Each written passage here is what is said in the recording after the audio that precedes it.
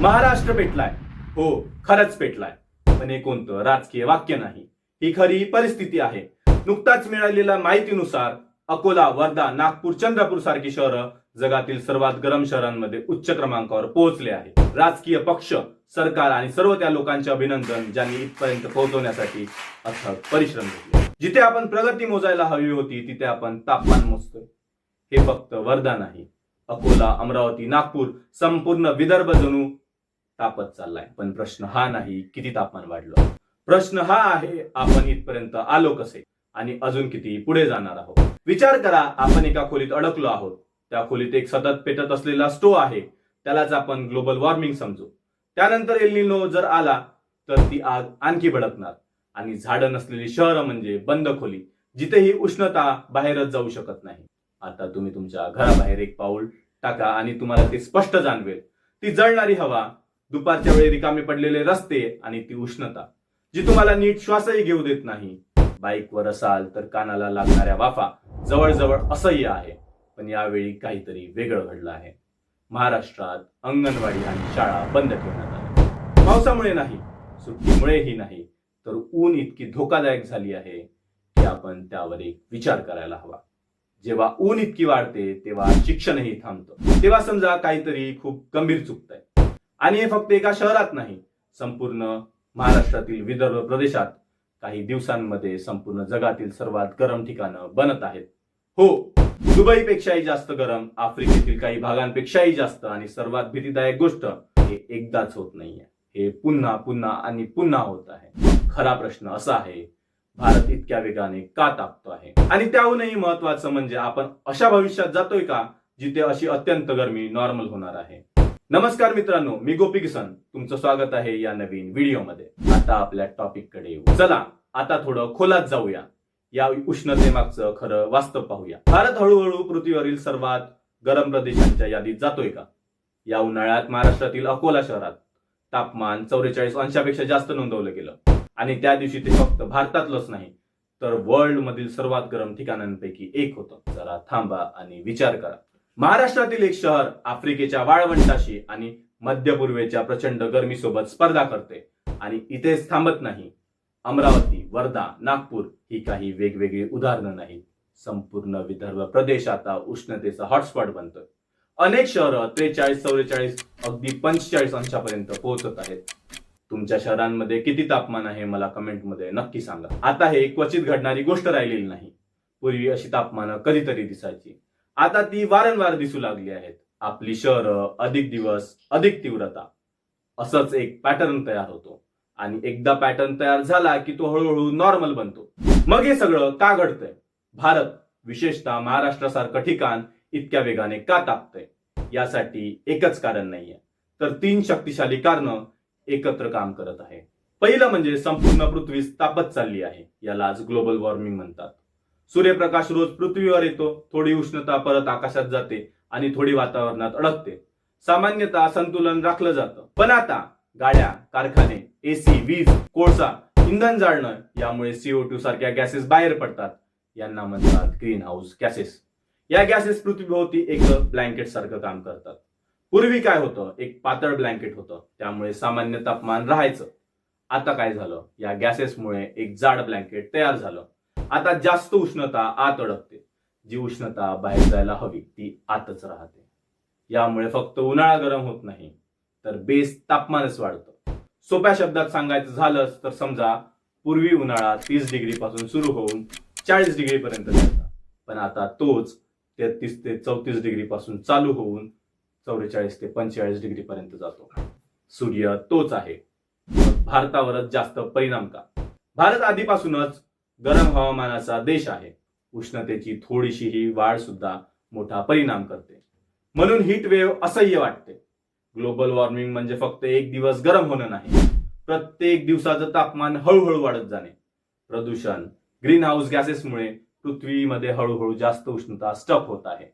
म्हणून दरवर्षी उन्हाळ्याची सुरुवात आधीपेक्षा जास्त तापमानापासून होते. म्हणजे आता एक नॉर्मल उन्हाळा सुद्धा अत्यंत वाटत आहे. पण ही उष्णता फक्त ग्लोबल वॉर्मिंगमुळे नाही. यामागचं दुसरं शक्तिशाली कारण आहे एक जागतिक हवामान पॅटर्न, ज्याला म्हणतात एल निनो. वैज्ञानिक भाषेत एल निनो साऊदर्न ऑस्सिलेशन. पण आपण ते सोप्या पद्धतीत समजून घेऊया. मग एल निनो नेमका कसा काम करतो हे समजण्यासाठी आपल्याला पॅसिफिक महासागराकडे पाहावं लागेल. सामान्य परिस्थितीत काय होतं, जोरदार वाऱ्यांमुळे गरम पाणी आशियाच्या दिशेनं ढकललं जातं आणि थंड पाणी अमेरिकेच्या बाजूला वर येतं. यामुळे भारतात चांगला पाऊस पडतो. पण एल निनोच्या वेळी हे वारे कमकुवत होतात, कधी कधी थांबतातही. आणि मग काय होतं, गरम पाणी परत मध्य पॅसिफिक मध्ये पसरतं आणि संपूर्ण महासागराचं तापमान वाढतं.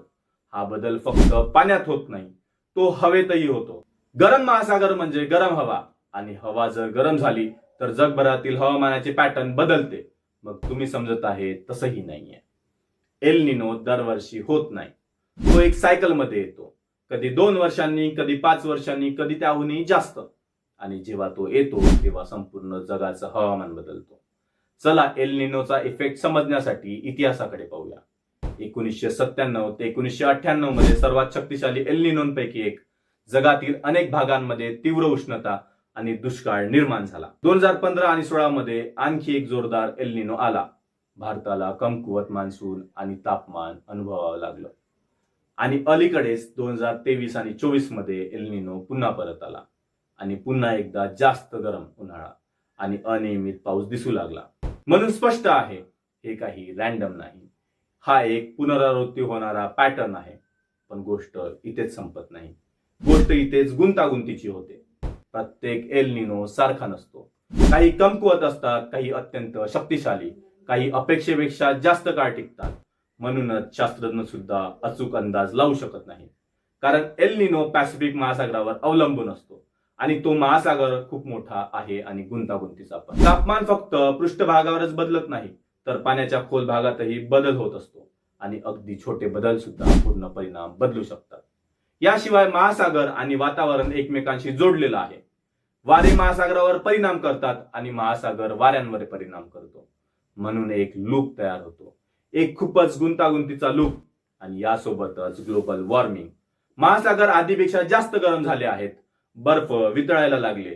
म्हणूनच ही नैसर्गिक प्रणाली अधिक अस्थिर आणि अंदाज लावायला कठीण होत चालली. आपल्याला शास्त्रज्ञ सांगू शकतात एल निनो येतोय, पण ते नेमकं सांगू शकत नाही तो किती शक्तिशाली असेल, तो किती काळ टिकेल आणि त्याचा भारतावर नेमका किती परिणाम होईल. आणि ही अनिश्चितता त्याला अधिक धोकादायक बनवते. कारण जेव्हा एल निनो येतो तो पावसाचं प्रमाण कमी करतो, आकाश स्वच्छ करतो आणि थेट सूर्यप्रकाश जमिनीवर पडू देतो. आणि जेव्हा हे होतं, दिवसेंदिवस, आठवडेनं आठवडे जमिनीवर अधिक गरमी तयार होते. आणि तेव्हा आपण अनुभवतो तीव्र उष्णतेच्या लाटा, पाण्याची कमतरता आणि असह्य होणारे उन्हाळे. म्हणून आपण आता जे अनुभवतोय ते फक्त उष्णता नाही आहे, तो एक जागतिक प्रणालीचा परिणाम आहे जो आपल्या समोर रिअल टाइम मध्ये घडतोय. मग भारतावर त्याचा परिणाम काय? मान्सून कमकुवत होतो, ढग कमी होतात आणि पाऊस कमी येतो. आणि जेव्हा हे दिवसेंदिवस चालतं तेव्हा जमीन अधिकाधिक गरम होत जाते. म्हणून एल निनो फक्त तापमान वाढवत नाही, तो पावसाचं नैसर्गिक सिस्टीमच डिस्टर्ब करतो. एल निनो म्हणजे फक्त उष्णता देत नाही, तो पृथ्वीचा संपूर्ण हवामानाचा बॅलन्सच बदलतो. आणि तिसरं महत्वाचं कारण म्हणजे आपली स्वतःची शहरं. हे शहरं परिस्थिती अजून वाईट करतात. पूर्वी काय होतं, झाडं, मोकळी जमीन आणि त्यात कमी वाहनं. आता काय झालं, कॉन्क्रीटच्या इमारती, सगळीकडे रस्ते, कमी हिरवळ, झाडांची कत्तल, सरकारचं त्याकडे दुर्लक्ष करणं आणि जास्त गाड्या, एसीची उष्णता. यामुळे काय होतं, दिवसा उष्णता शोषून घेतात आणि रात्री हळूहळू त्या सोडतात. त्यामुळे रात्री सुद्धा गरम वाटतं. हे सगळं शहरात उष्णता स्टक करून ठेवतं. याला अर्बन हीट आयलंड इफेक्ट म्हणतात. म्हणून जरी तापमान सारखंच असलं तरी शहरं गावांपेक्षा खूप जास्त गरम वाटतात. शहरं उष्णता अडकवून ठेवत आहेत आणि तिला बाहेर जाऊच देत नाही. आणि हे तिन्ही कारण एकत्र आलेत. एक गरम होत चाललेली पृथ्वी, एल निनोचं वर्ष आणि उष्णता अडकवणारी शहरं. आणि मग जे मिळतं तेच आपण आता अनुभवतोय. पण महाराष्ट्र, विशेषतः विदर्भ, इतका जास्त का त्रस्त होतोय? नागपूर, अकोला, अमरावती सारखी शहरं इतकी अत्यंत उष्णतेची केंद्र का बनत आहे? याचं उत्तर आहे भूगोल आणि मानवी बदल. पहिलं कारण, विदर्भ हा भूभागाने बंदिस्त आहे, लँडलॉक्ड आहे. तो समुद्रापासून खूप दूर आहे, म्हणून त्याला नैसर्गिक थंडावा मिळत नाही. जसा किनारपट्टीवरील मुंबई सारख्या शहरांना मिळतो. समुद्राची हवा नाही, फक्त कोरडी उष्णता जी दिवसेंदिवस वाढत आहे. दुसरं कारण म्हणजे या भागात आधीपासूनच माती कोरडी आहे आणि जमिनीत नमी कमी आहे. म्हणूनच जेव्हा सूर्यप्रकाश जमिनीवर पडतो तेव्हा जमीन खूप लवकर गरम होते आणि एकदा गरम झाली की ती बराच वेळ तशीच राहते. तिसरं कारण म्हणजे झाडांची कत्तल. हो, मी त्याला कत्तलच म्हणणार. आणि शहरीकरण. जी झाडं पूर्वी जमीन थंड ठेवायची त्यांच्या जागी आता काँक्रीटचे रस्ते, इमारती आणि वाहतूक आली आहे. आणि आपण आधी पाहिलंच आहे, काँक्रीट उष्णता अडकवून ठेवतं आणि हळूहळू सोडतं. म्हणूनच रात्री सुद्धा गरम वाटतं. आणि शेवटी जेव्हा हे सगळं एकत्र येतं तेव्हा तापमान 44-45 अंशापर्यंत जातं आणि अनेक दिवस सतत तसंच राहतं. आणि म्हणूनच दैनंदिन जीवनावर आपला परिणाम होतोय. शाळा बंद होत आहे, लोक बाहेर पडणं टाळत आहे, पाण्याची मागणी वाढत आहे. हे आता फक्त हवामान राहिलेलं नाही, ही एक गंभीर पर्यावरणीय चेतावणी आहे. आणि जर हा पॅटर्न असाच सुरू राहिला तर असे उन्हाळे अत्यंत म्हणून नाही आठवले जाणार, तर न्यू नॉर्मल म्हणून ओळखले जातील. मग याचा भविष्यासाठी नेमका काय अर्थ आहे? ही फक्त एक वाईट फेज आहे का, की काहीतरी मोठं होणार आहे? खरं सांगायचं तर हे शिखर नाही, ही तर फक्त सुरुवात आहे.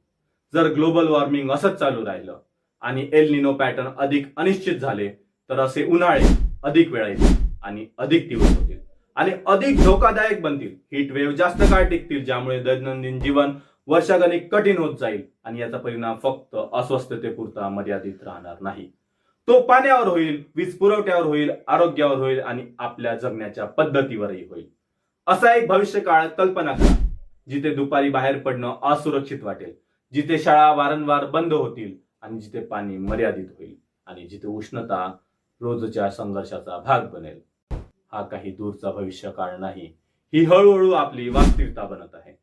पण इथे एक महत्वाची गोष्ट आहे, हे आपण एका रात्रीत पूर्णपणे थांबवू शकत नाही, पण आपण याचा वेग कमी करू शकतो. आपल्या जगण्याची पद्धत बदलून, जास्त झाडं लावून आणि ती झाडं जगवून, उष्णता अडकवणारी शहरं कमी करून आणि खरं काय घडतंय हे समजून घेऊन.